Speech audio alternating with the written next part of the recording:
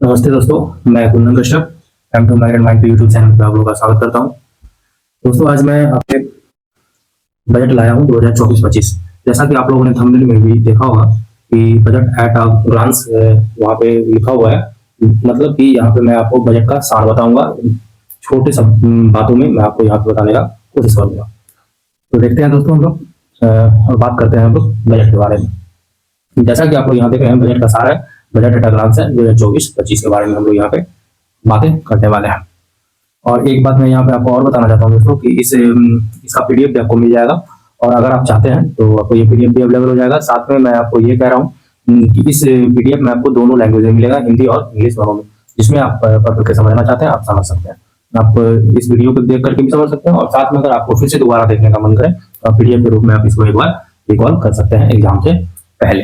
चलिए ठीक है, हम लोग बात करते हैं दोस्तों बजट के बारे में।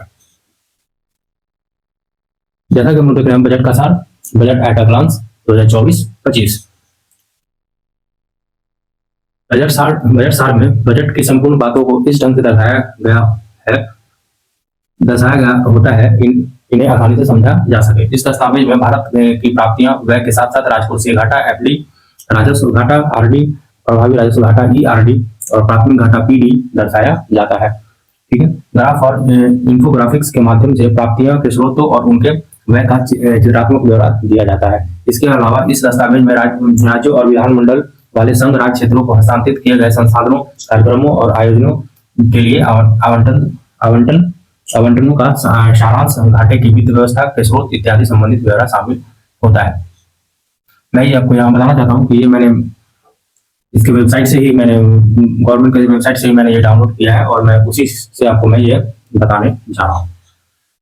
इसमें बताया गया है कि बजट का सार क्या होता है, उसके बारे में बताया गया कि जैसे हम लोग यहाँ पे बजट के सार में बजट की संपूर्ण बातों को इस ढंग से दर्शाया गया होता है कि इन्हें आसानी से समझा जा सके। इस दस्तावेज में भारत की प्राप्तियां, व्यय के साथ साथ राजकोषीय घाटा एफडी, राजस्व घाटा आरडी, प्रभावी राजस्व घाटा ईआरडी और प्राथमिक घाटा पीडी दर्शाया जाता है। ग्राफ और इंफोग्राफिक के माध्यम से प्राप्तियां के स्रोतों और उनके व्यय का चित्रात्मक ब्यौरा दिया जाता है बजट के सार में। इसके अलावा इस दस्तावेज में राज्यों और विधानमंडल वाले संघ राज्य क्षेत्रों को हस्तांतरित किए गए संसाधनों, कार्यक्रमों और योजनाओं के लिए किए गए आवंटनों का सारांश, घाटे का वित्त व्यवस्था, स्रोत इत्यादि से संबंधित ब्यौरा इसमें शामिल रहता है। मैं इसको इंग्लिश में नहीं पढ़ता हूँ, आप इसको पढ़ना चाहते हैं तो आप इसको पीडीएफ के रूप में देख लीजिएगा। मैं यहाँ पे हिंदी में ही बात करता हूँ। दूसरा पॉइंट क्या है, राजकोषीय घाटा एफडी, राजस्व प्राप्तियां सह ऋण, विभिन्न पूंजीगत प्राप्तियां सहित और कुल व्यय के बीच का अंतर होता है। राजकोषीय घाटा एफडी सरकार की कुल उधारी आवश्यकता को दर्शाता है। राजस्व घाटा आरडी का अर्थ होता है राजस्व व्यय का राजस्व प्राप्तियों से अधिक होना। प्रभावी राजस्व घाटा और पूंजीगत परिसंपत्तियों के सृजन हेतु सहायता अनुदान के बीच का अंतर होता है। प्राथमिक घाटा राजकोषीय घाटा से ब्याज अदायगी को घटाकर निकाला जाता है। प्रभावी पूंजीगत व्यय कैपेक्स का अर्थ होता है पूंजीगत व्यय और पूंजीगत परिसंपत्तियों के सृजन हेतु सहायता अनुदान को जोड़ा जाता है। इसमें हम लोग अब बात करते हैं इन चारों के बारे में। राजकोषीय घाटा, प्रभावी राजस्व घाटा, राजस्व घाटा, प्राथमिक घाटा और प्रभावी पूंजीगत व्यय का अर्थ हम लोग यहाँ पे समझेंगे, देखते हैं। अब हम लोग यहाँ पे इन सबों का डिफिनेशन के बारे में, परिभाषा के बारे में जानेंगे। राजकोषीय घाटा क्या होता है, एफडी क्या होता है? तो राजस्व प्राप्तियां जो सह ऋण, भिन्न पूंजीगत प्राप्तियां सहित जो राजस्व प्राप्तियां होती है और कुल व्यय के बीच का अंतर, मतलब कि राजस्व प्राप्तियां और उसमें से कुल व्यय अगर घटा देते हैं हम लोग, तो हम लोग को राजकोषीय घाटा प्राप्त होता है। ठीक है, राजकोषीय घाटा सरकार की कुल उधारी आवश्यकता को दर्शाता है। राजकोषीय घाटा से हमें क्या बदलता है कि सरकार की कितनी उधारी है। ठीक है, राजस्व घाटे का अर्थ क्या होता है, आरडी का मतलब क्या होता है, उसके बारे में हम लोग देखते हैं। राजस्व घाटा क्या होता है? राजस्व व्यय का राजस्व प्राप्तियों से अधिक होना। राजस्व व्यय, अगर राजस्व जो प्राप्ति है उसमें से अगर उसको माइनस कर देते हैं, मतलब मान लीजिए कि राजस्व व्यय ज्यादा हो गया और राजस्व प्राप्तियां कम है, तो राजस्व व्यय में से राजस्व प्राप्तियां को घटाएंगे तो जितना घटे करके आएगा वो उतना राजस्व घाटा हुआ। उतना प्राप्ति हम लोग को हुआ नहीं जितना कि हम लोग व्यय कर रहे हैं, इसलिए राजस्व घाटा क्या हुआ? तो राजस्व घाटा का अर्थ होता है राजस्व व्यय राजस्व प्राप्तियों से अधिक होना, मतलब उसमें से राजस्व प्राप्ति ज्यादा हो जाना और राजस्व प्राप्तियां कम होना और राजस्व व्यय ज्यादा हो जाना, उसमें राजस्व घाटा होता है। प्रभावी राजस्व घाटा ERD क्या होता है? तो राजस्व घाटे और पूंजीगत प्राप्तियों के सृजन हेतु सहायता अनुदान के बीच का अंतर होता है। और जो पूंजीगत प्राप्त जो सृजन किया जाता है उसमें से अगर राजस्व घाटे में से उसको हटा देते हैं तो हम लोग को प्रभावी राजस्व घाटा ERD मिलता है। प्राथमिक घाटा क्या होता है? तो प्राथमिक घाटा होता है राजकोषीय घाटा में से जब ब्याज जो हम लोग देते हैं उसको अगर घटा देते हैं तो वो प्राथमिक घाटा हो जाता है। प्रभावी पूंजीगत व्यय कैपेक्स क्या होता है? तो इसका अर्थ होता है कि पूंजीगत व्यय और पूंजीगत परिसंपत्तियों के सृजन हेतु सहायता अनुदान को उसमें जोड़ दिया जाता है। ठीक है दोस्तों, देखते हैं प्रभावी पूंजीगत व्यय एफ कैपेक्स का अर्थ क्या होता है? पूंजीगत व्यय और पूंजीगत परिसंपत्तियों के सृजन हेतु जो अनुदान होता है उसको बीच में जोड़ दिया जाता है। ठीक है दोस्तों, ये था इन सबों के बारे में डिफिनेशन। अब हम लोग देखते हैं इस दस्तावेज में वर्णित प्राप्तियां, व्यय और प्राप्ति बजट अनुबंध 3 और व्यय की रूपरेखा दस्तावेज विवरण संख्या 17 में दिए गए मिलान संबंधित विवरण एवं में यथा स्पष्ट प्राप्तियां वसूलियों के निबल है। तो हिंदी कुछ अलग ही रहता है तो समझने में थोड़ा टाइम लगा देता है। ठीक है दोस्तों, तो तीसरा पॉइंट ये था। चौथा पॉइंट देखते हैं हम लोग। इस दस्तावेज में जहां कहीं भी व्यवहार हुआ वहां वित्त वर्ष 2023-24 के अंतिम वास्तविक PA दर्शाया गया है। इस दस्तावेज में दर्शाए गए अंतिम वास्तविक लेखा परीक्षा नहीं हुई है और इन आंकड़ों में बदलाव हो सकता है। संशोधित अनुमान 2023 में कुल व्यय 44,90,486 करोड़ होने का अनुमान लगाया गया है।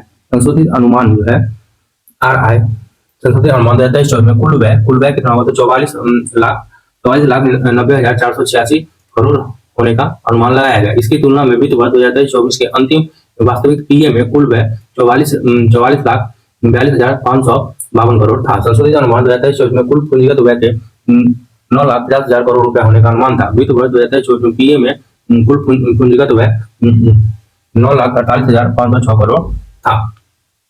तो इस बजट अनुमान 2024-25 में कुल व्यय 48,20,512 होने का अनुमान लगाया, जिसमें से कुल पूंजीगत व्यय 11,11,111 करोड़ है। संशोधित अनुमान 2023-24 की तुलना में बजट अनुमान 2024-25 में पूंजीगत व्यय में 16.9% की वृद्धि दर्शाता है। बजट अनुमान 2024-25 में 15,01,889 करोड़ का प्रभावी पूंजीगत व्यय संशोधित अनुमान 2023-24 की तुलना में 18.2% की वृद्धि दर्शाता है।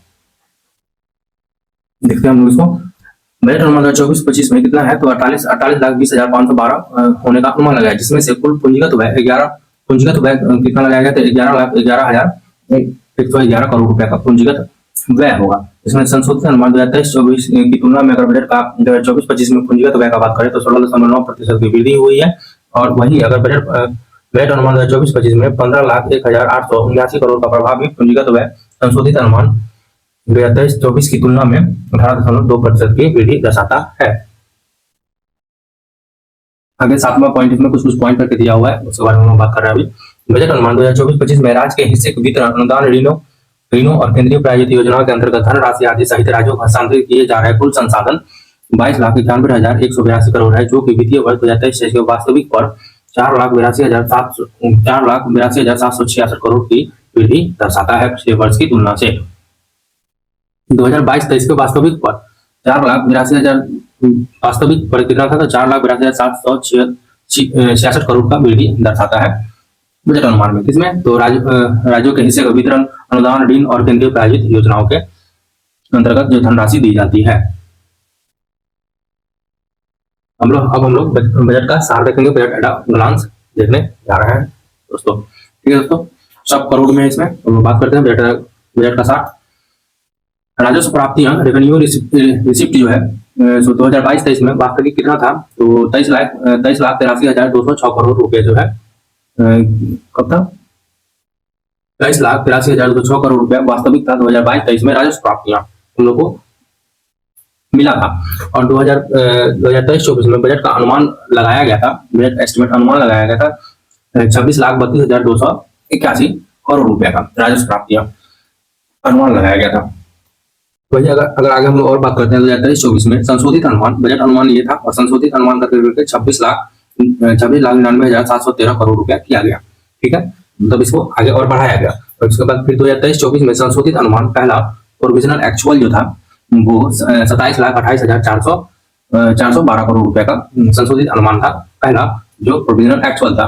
2024-25 के मेन इसमें मैं आपको यही कहना चाहूंगा क्योंकि आप एस्टिमेट वाला ना ही ध्यान में रखें तो कोई दिक्कत नहीं है, हमको इससे लगता है। इसे एस्टिमेट से पूछता भी नहीं है, या तो आपको बजट से संबंधित पूछ लेगा कि इस बार बजट में क्या था, और वास्तविक एक्चुअल अगर आप का बात करें एक्चुअल पूछ सकता है आपसे कि 2022-23 का एक्चुअल कितना था राजस्व प्राप्तियां, तो 23,83,206 करोड़ रुपया। और इस बार का बजट का हम लोग अनुमान देख लेते हैं। तो राजस्व प्राप्ति हम लोग ने कितना इस पर सोच कर रखा है, तो 31,29,200 करोड़ रुपया का हम लोग इस बार राजस्व प्राप्तियां का बजट का अनुमान हम लोग ने रखा है। फिर इसमें बजट अनुमान रखा गया, फिर संशोधित अनुमान होगा, फिर इसका जो है सब प्रोविजनल अनुमान आएगा। तो हम लोग अभी उसी कुछ चीज को देखते हैं जो वास्तविक है और जो बजट का अनुमान है, क्योंकि वीडियो को लंबा नहीं करना है। आगे देखते हैं। तो कर राजस्व केंद्र को निकल कर राजस्व जो आया है tax revenue net to the centre को जो मिला है वो मिला था 2022-23 में 20,97,786 करोड़ का, 20,97,786 करोड़ रुपए का बजट कर मिला था 2022-23 में। हम लोग अनुमान को छोड़ते हैं और देखते हैं 24-25 का जो बजट अनुमान है सो। और इस बार का बजट अनुमान में कर राजस्व जो है केंद्र को प्राप्त होने का अनुमान लगाया गया है। बजट का अनुमान है 25,83,499 करोड़ रुपए का। कर विभिन्न राजस्व और भी कर से जो राजस्व आता है, नॉन टैक्स रेवेन्यू जो टैक्स नॉन टैक्स रेवेन्यू में कौन कौन आता है, तो हम देखते हैं 2,85,421 करोड़ रुपए का जो है सो नॉन टैक्स रेवेन्यू कर विभिन्न राजस्व आया था। वास्तविक था ये 2022-23 में। और इस बार का हम लोगों ने अंदाजा लगाया है 5 लाख, बजट का अनुमान है 5,45,701 करोड़ रुपए का कर विभिन्न राजस्व हम लोगों को प्राप्ति होगी। वही अगर पूंजीगत प्राप्तियों की बात करें कैपिटल रिसिप्ट का, तो 18,09,951 करोड़ का जो है पूंजी प्राप्ति होगी हुई थी 2022-23 में। और इस बार का हम लोगों ने रखा है पूंजी प्राप्तियां 16,91,312 करोड़ रुपए का। इस बार का हम लोगों ने पूंजी प्राप्तियां बजट का अनुमान रखा है। ऋणों की वसूली का अगर हम बात करें, ये भी हम देख लेते हैं। ऋणों की वसूली का बात करें, रिकवरी ऑफ लोन का, तो 26,161 करोड़ का वास्तविक ऋणों का वसूली हुआ था 2022-23 में। और इस बार हम लोगों ने अनुमान बजट का अनुमान रखा है 2024-25 में 28,000 करोड़ का। अनुप्राप्तियां का बात करें, अदर रिसिप्ट का बात करें, तो 46,035 जो है सो 35 करोड़ जो है 2022-23 में था, और 50,000 करोड़ जो है इस बार बजट का अनुमान है अनुप्राप्ति से। उधार और अन्य देयता से है, बोरिंग एंड अदर लायबिलिटीज से है 17,37,755 करोड़ रुपए 2022-23 का वास्तविक और करोड़ रुपया, और 16,13,312 करोड़ रुपया बजट का अनुमान है इस बार उधार और अन्य देयताओं से। कुल प्राप्तियां 1+4 का अगर बात करें, मतलब राजस्व प्राप्तियां और पूंजीगत प्राप्तियां, टोटल रिसिप्ट है 41,93,157 करोड़ रुपया वास्तविक था 2022-23 में। और इस बार का हम लोग का कुल प्राप्तियां बजट का अनुमान रखा गया है, मतलब कि पूंजीगत राजस्व प्राप्तियां और पूंजीगत प्राप्तियां दोनों मिलाकर के रखा गया है 48,20,512 करोड़ रुपए का रखा गया, मतलब 48.21 लाख करोड़ रुपए का इस बार का बजट है हम लोग का 2024-25 का। कुल व्यय का बात करें तो 10 और 13 का बात यहाँ पे ऐड किया गया है। तो टोटल एक्सपेंडिचर जो है 41,93,157 करोड़ 2022-23 में वास्तविक था, इतना खर्च हुआ था। और इस बार का 48,20,512 करोड़ रुपए जो है सो बजट का अनुमान है कुल व्यय में।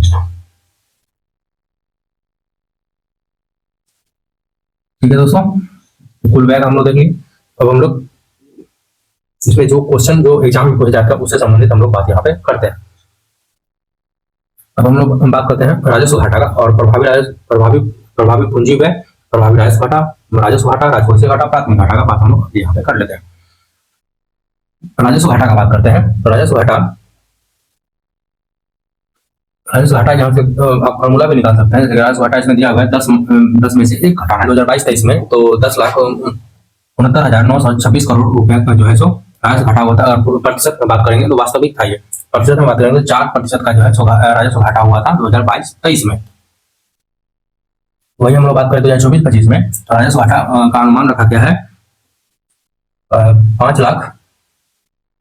5,80,201 करोड़ रुपया, मतलब कि इस बार का बजट राजस्व घाटा जो है सो अनुमान कम लगाया गया है, जो कि 1.8 1.8 जो है राजस्व घाटा, 1.8% जो है राजस्व घाटा का अनुमान लगाया गया है। तो ये हम लोग ध्यान में रखेंगे।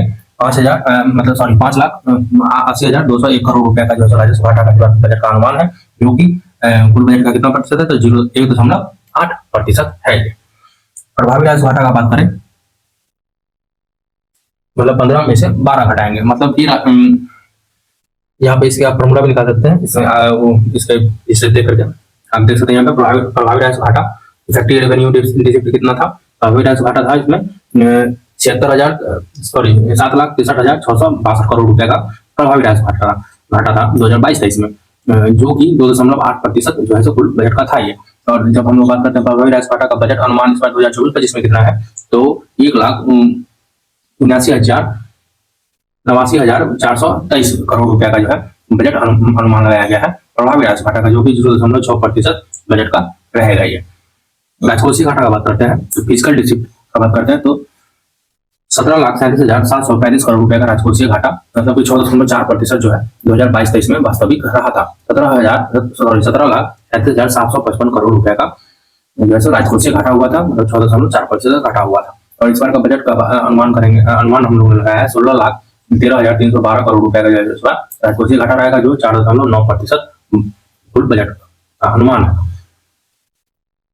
प्राथमिक घाटा का बात करते हैं, तो 8,09,238 करोड़ रुपए का जो है जो घाटा हुआ, और इसमें 3% जो है वास्तविक जो है जो घाटा हुआ है 2022-23 में, वो अपने 2022-23 के बजट का। और जब बात करते हैं इसमें प्राथमिक घाटा का, जो प्राथमिक घाटा का 2024-25 में जो है अनुमान लगाया गया है 4,50,372 करोड़ रुपए का, जो कि कुल बजट का 1.4% का प्राथमिक घाटा होने का अनुमान है।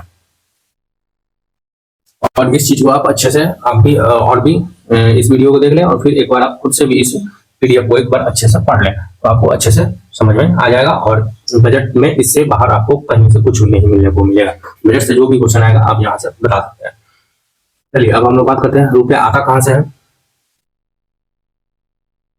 2023 ये 2023-24 के बारे में बताया गया है, रुपया आता कहाँ से है, और ये बजट 2024-25 का हम लोग देखते हैं।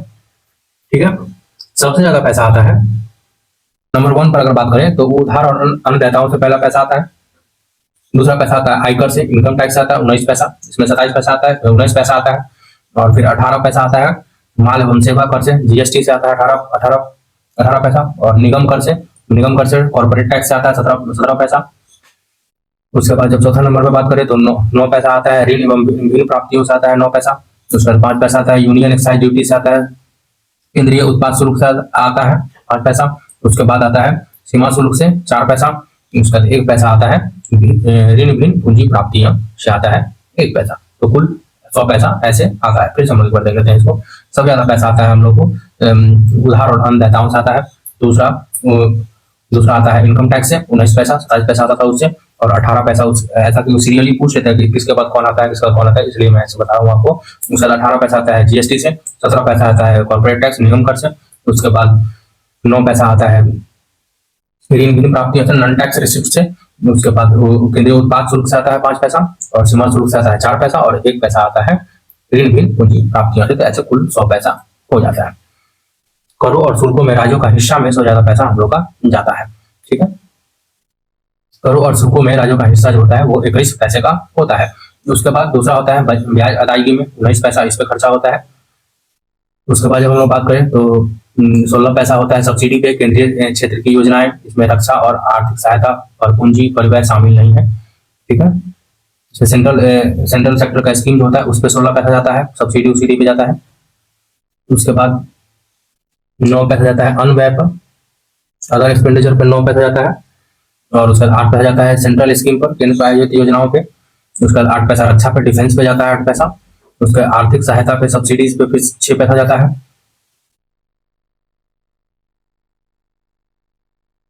वित्त आयोग अन्न आंदोलन को 9 पैसे जाते हैं। तो फिर से देखते हैं, तो सबसे ज्यादा पैसा अगर बात करें तो सबसे ज्यादा पैसा हम लोग खर्च कहाँ करते हैं, तो करों और शुल्कों में राज्यों का हिस्सा जो होता है उसमें 21 पैसा देता है। उसके बाद 19 पैसा होता है ब्याज अदायगी में। उसके बाद 16 पैसा का खर्च किया जाता है सेंट्रल सेक्टर स्कीम में, केंद्रीय क्षेत्र की योजनाओं में 16 पैसा खर्चा किया जाता है। उसके बाद 9 पैसा खर्चा किया जाता है अन्न व्यय पर। उसके बाद 9 पैसा और अदर खर्च किया जाता है वित्त आयोग और अन्न अंतरण पर। उसके बाद 8 पैसा खर्च किया जाता है रक्षा पर, डिफेंस पर। और 8 पैसा खर्चा जाता है केंद्र प्रायोजित योजनाओं पे, उसका 4 पैसा खर्चा किया जाता है, 6 पैसा खर्चा किया जाता है सब्सिडी पे और 4 पैसा पेंशन पे। तो कुल ऐसे कर करके जो है 100 पैसा हम लोग व्यय करते हैं। फिर से हम लोग घाटे का सारा एक बार फिर से देखते हैं, ठीक है। इसमें वास्तविक हम लोग 2022-23 का देखेंगे और बजट का एस्टिमेट क्या है वो देखेंगे हम लोग। और इसमें प्रतिशत में हम लोग ध्यान रखेंगे क्योंकि कभी कभी पूछ देता है राजकोषीय घाटा का कितना प्रतिशत बजट अनुमान इस बार रखा गया है बजट 2024-25 में, तो उस अनुसार भी हम लोग यहाँ पे देखते हैं, ठीक है। घाटे का सारा जब बात करते हैं हम लोग तो राजकोषीय घाटा का बात करते हैं। राजकोषीय घाटा जो है सो फिस्कल डिफिसिट जो है कितना हुआ था 2022-23 में, वास्तविक कितना हुआ था 17,37,755 करोड़ रुपए का फिस्कल डिफिसिट हुआ था 2022-23 में, राजकोषीय घाटा हुआ था, ठीक है। और बजट का अनुमान है 16,13,312 करोड़, मतलब कि 4.9% जो है बजट का अनुमान रखा गया है राजकोषीय घाटा का, ठीक है। और राजस्व घाटा का बात करते हैं, तो राजस्व घाटा का बात करते हैं तो हम लोग 10,69,926 करोड़ का जो है राजस्व घाटा हुआ था वास्तविक 2022-23 में। और इस बार राजस्व घाटा जो है बजट का अनुमान है 5,80,201 करोड़ का, मतलब 1.8% जो है राजस्व घाटा का अनुमान लगाया गया है 2024-25 में, ठीक है। और प्रभावी राजस्व घाटा का बात करें तो 7,63,662 करोड़ रुपए का प्रभावी राजस्व घाटा हुआ था, मतलब 2.8% का वास्तविक खर्चा हुआ था, घाटा रहा था प्रभावी राजस्व घाटा 2.8%। और बजट का अनुमान है 1,89,423 करोड़ रुपए का जो है बजट का अनुमान रखा गया है प्रभावी राजस्व घाटा का, जो कि 0.6% रहने का अनुमान है। प्राथमिक घाटा का बात करते हैं, प्राथमिक घाटा जो है सो 8,09,238 करोड़ रुपए का जो है सो प्राथमिक घाटा हुआ था 2022-23 में, वास्तविक था ये, और ये 3% का जो है सो घाटा हुआ था प्राथमिक घाटा 2022-23 में। इस बार 2024-25 में अनुमान रखा गया है 4,50,372 करोड़ रुपए का, कितना का 4,50,372 करोड़ रुपए का रखा गया है, जो कि 1.4% जो है बजट कुल बजट का रहने वाला है ये 2024-25 में। तो हम लोग देख लेते हैं राजकोषीय घाटा का अगर प्रतिशत में देखते हैं तो 4.9% रहने वाला है 2024-25 में। राजस्व घाटा का बात करते हैं तो 1.8% रहने वाला है 2024-25 में, बजट का अनुमान है प्रभावी राजस्व घाटा जो है 0.6% का अनुमान लगाया गया है 2024-25 में। और प्राथमिक घाटा का बात करें तो 1.4% का अनुमान लगाया गया है 2024-25 में। अब हम लोग यहाँ पे देखेंगे घाटे की प्रवृत्ति। अब इस ग्राफ से देख सकते हैं कैसे कैसे बढ़ा है और घटा है, जिसमें आपको इस ग्राफ में पूरा का पूरा सब कुछ बताया गया। जैसे कि इस बार का हम लोग का राजकोषीय घाटा का अनुमान कितना है तो 4.9%, तो ये अनुमान है ये 4.9% का। उसके बाद जब हम लोग बात करें 1.8% का क्या था, 1.8% का रेवेन्यू मतलब राजस्व घाटा था 1.8% का। और इफेक्टिव मतलब प्रभावी राजस्व घाटा कितना था तो 1.4% का। और प्राइमरी मतलब प्राथमिक घाटा कितना था तो 0.6%। मतलब ये हम लोग को ये 4 बातें तो बिल्कुल ध्यान में रखना ही है। और पैसा भी ध्यान में रखना है कितना करोड़ में राजस्व घाटा का बात है, क्योंकि पिछले बार के बीपीएससी में पैसा ही पूछ दिया गया था, परसेंटेज नहीं पूछा गया था, इसलिए आप इसको परसेंटेज और साथ में ये भी ध्यान में रखेंगे कि कितना करोड़ में उस राजस्व घाटा, प्राथमिक राजस्व घाटा, राजस्व घाटा, राजकोषीय घाटा कितना था वो करोड़ में भी आप ध्यान में रखेंगे।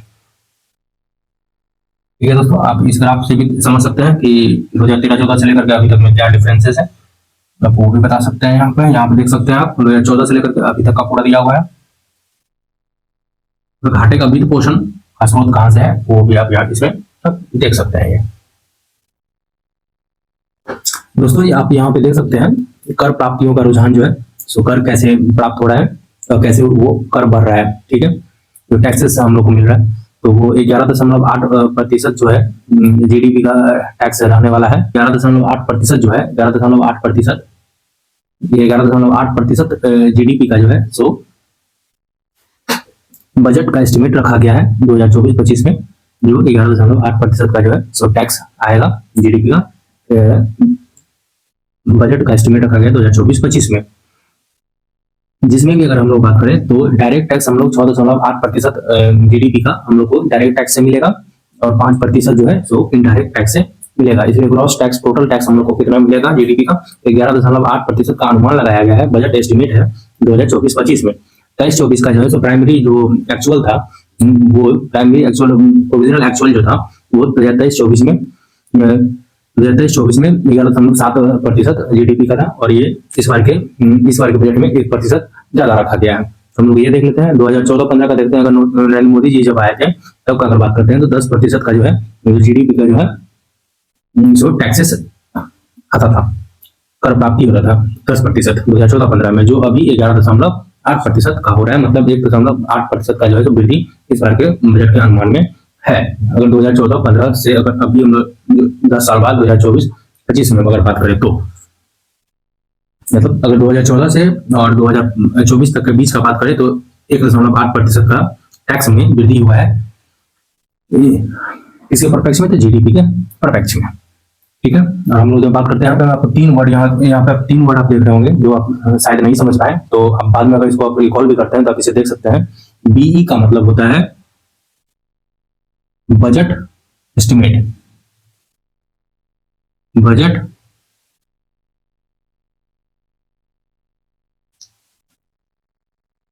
एस्टिमेट, इसकी बजट एस्टिमेट होता है इसका मतलब, ठीक है दोस्तों। आप ये तीन वर्ड यहाँ पे देख लेंगे, एक है बीई बजट एस्टिमेट, और एक हो गया आपको आरई रिवाइज, मतलब फिर रिवाइज किया गया, मतलब संशोधित किया गया, रिवाइज एस्टिमेट, रिवाइज एस्टिमेट। और एक और वर्ड अगर आपको ये समझ में नहीं आया अगर आगे, तो आप इससे आप समझ सकते हैं इन तीनों का मीनिंग क्या है। और पीए का मतलब होता है, पीए का मतलब होता है प्रीलिमिनरी एक्चुअल,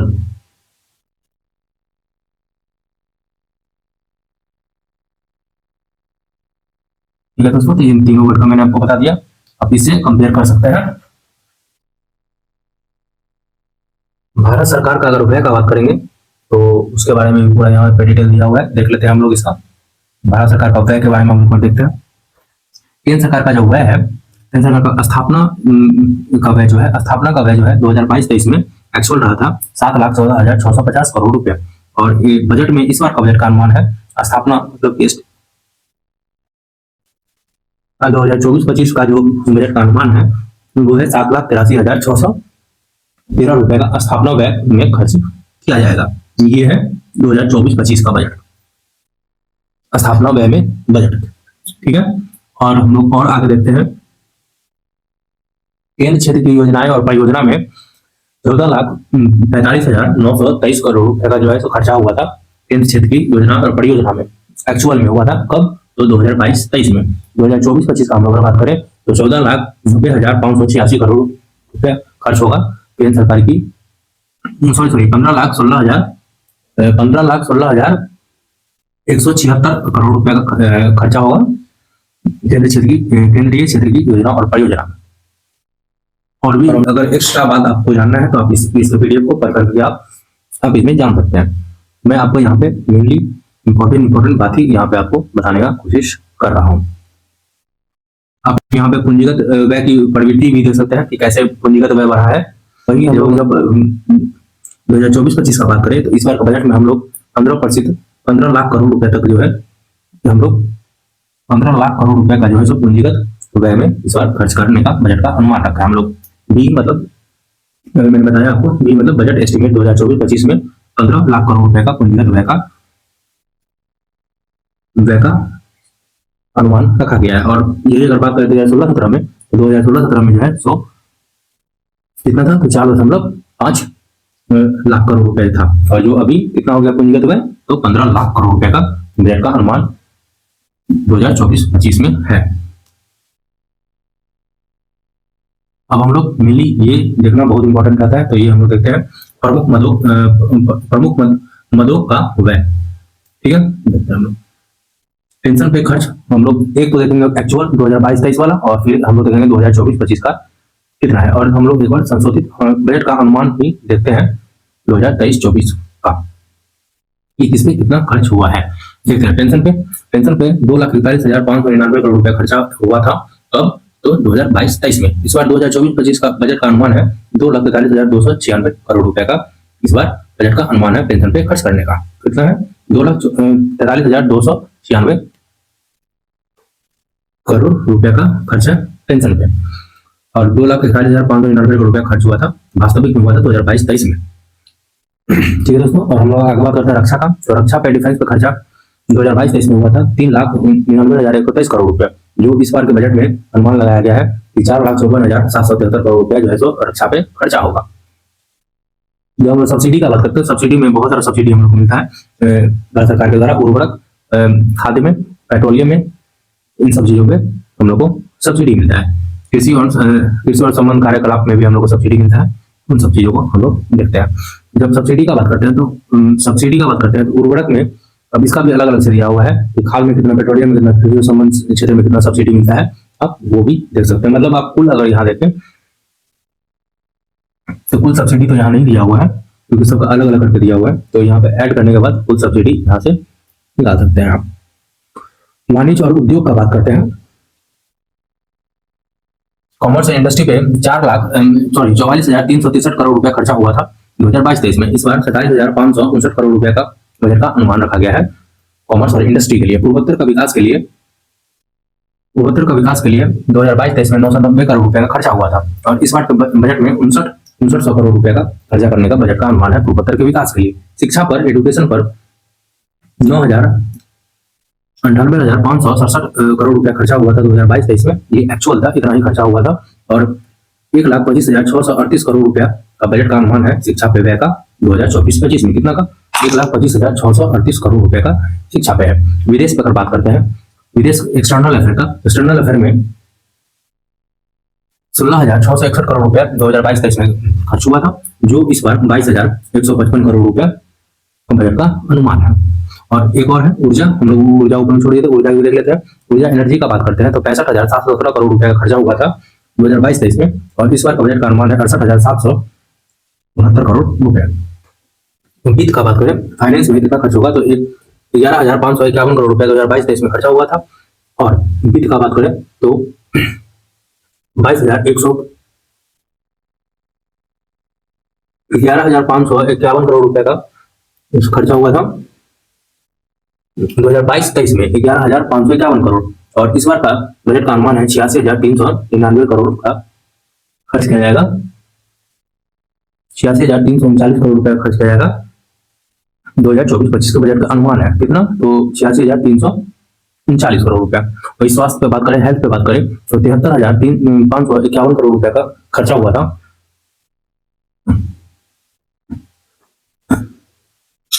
अगर हम स्वास्थ्य का बात करें तो स्वास्थ्य का देखते हैं 73,551 करोड़ रुपया खर्च हुआ था 2022-23 में, और इस बार 89,287 करोड़ रुपया का बजट का अनुमान है स्वास्थ्य पे इस बार का खर्चा में। और हम लोग मेन देखते हैं तो गृह में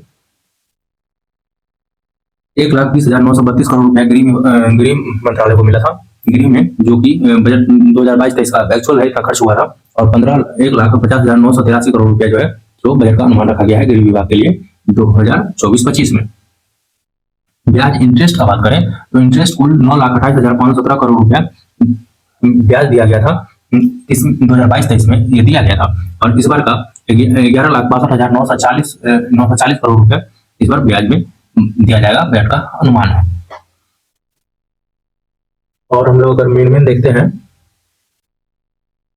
अब रूरल डेवलपमेंट पे देखते हैं, ग्रामीण विकास पे, तो ग्रामीण विकास पे 2,38,396 करोड़ रुपया खर्च हुई थी 22 और 23 में, एक्चुअल था, इतना खर्च हुआ था, और 2,65,808 करोड़ रुपया इस बार का ग्रामीण विकास पे खर्च होने का बजट का अनुमान है 2024-25 का।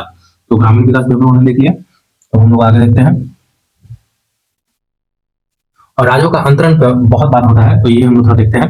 राज्यों का अंतरण पे ट्रांसफर टू द स्टेट, जो कर जो आता है और जो कर को राज्यों को दिया जाता है, उसमें अगर हम लोग बात करें तो 2,73,393 करोड़ रुपए जो है तो राज्यों को ट्रांसफर दिया गया, ठीक है, 2022-23 में, और इस बार बजट का अनुमान रखा गया है कि 3,22,787 करोड़ रुपए जो है राज्यों को दिया जाएगा,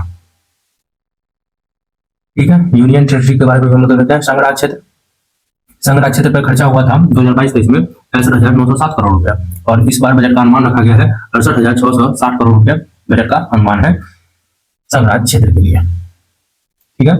ऐसे करके आप देखते हैं तो कुल 2022-23 में खर्चा हुआ था, मतलब खर्चा बजट था 41,93,157 और वही 2024-25 का बजट है 48,20,512 करोड़ रुपए का बजट है इस बार का। और यही अगर हम लोग 2023-24 का बात करें तो 45,03,97 करोड़ रुपए का बजट का अनुमान था। तो ये हम लोगों ने देखा यहाँ पे। अगर टोटल ट्रांसफर देखते हैं हम लोग अगर टोटल ट्रांसफर देखते हैं तो स्टेट और यूटी सबको मिला करके अगर दोनों को दिया गया है तो देखते हैं हम लोग 2019-20 में 11.45 लाख करोड़ रुपया जो है 11.45 लाख करोड़ रुपया राज्यों और संघ राज्य क्षेत्र को कुल अंतरण किया गया था, ट्रांसफर किया गया था। और वही बजट का इस बार का एस्टिमेट है 2024-25 में 23.49 लाख करोड़ रुपया का जो है सो बजट का इस बार का अनुमान रखा गया है। और यहाँ पे आपको प्रमुख योजना जो भी योजनाएं चल रहा है इसमें कुल 143 या समथिंग कुछ जो है सो दिया हुआ है। इसमें 140 कुल इसमें योजना है। जो कुल योजनाओं पे कितना पिछले वर्ष में कितना खर्चा हुआ था, 2022 में एक्चुअल कितना खर्चा हुआ था, 2024-25 में कितना खर्चा हुआ था, वो यहाँ पे आपको देखने को मिलेगा। अब यहाँ से ये भी देख सकते हैं कि किस योजना पे कितना खर्च भारत सरकार कर रही है। जैसे देखिए एक योजना जैसे आयुष्मान भारत प्रधानमंत्री जन आरोग्य योजना PMJY है, PMJY जो है ये योजना है। इस पे 2022-23 में 6,186 करोड़ रुपया खर्च हुआ था और इस बार बजट का अनुमान रखा गया है इस पे खर्च होने का 7300 करोड़ रुपया का। ऐसे ही बहुत सारा योजना जितना भी योजना है वो इसमें मेन योजना के बारे में दिया हुआ है। जैसे कि आप एक योजना सुनते हैं अमृत अटल पुनर्जीवन और शहरी सुधार मिशन, ठीक है। इस योजना पे जो है 2022-23 में 6500 करोड़ रुपया खर्चा किया गया था और इस बार 8,000 करोड़ रुपया खर्च करने का बजट का अनुमान। यहाँ देख सकते हैं आप बजट का कुल साइज कितना है तो 48.21 लाख मतलब 48.21 लाख करोड़ रुपए का जो है बजट का अनुमान है। स्कीम पे एक्सपेंडिचर स्कीम जो भी योजना है उस पर खर्चा कितना होना है 20.22 लाख करोड़ रुपए। उसमें भी आप देख सकते हैं कि सेंट्रल स्कीम पे कितना होगा, इकोनॉमिक सर्विस पे कितना होगा, जनरल सर्विस सब्सिडी कितना मिलेगा, ये सब यहाँ पे दिया हुआ है। आप इसको अगर ध्यान में रखते हैं आपको हर बात लगभग याद आएगा कि इस पे कितना खर्च हुआ है।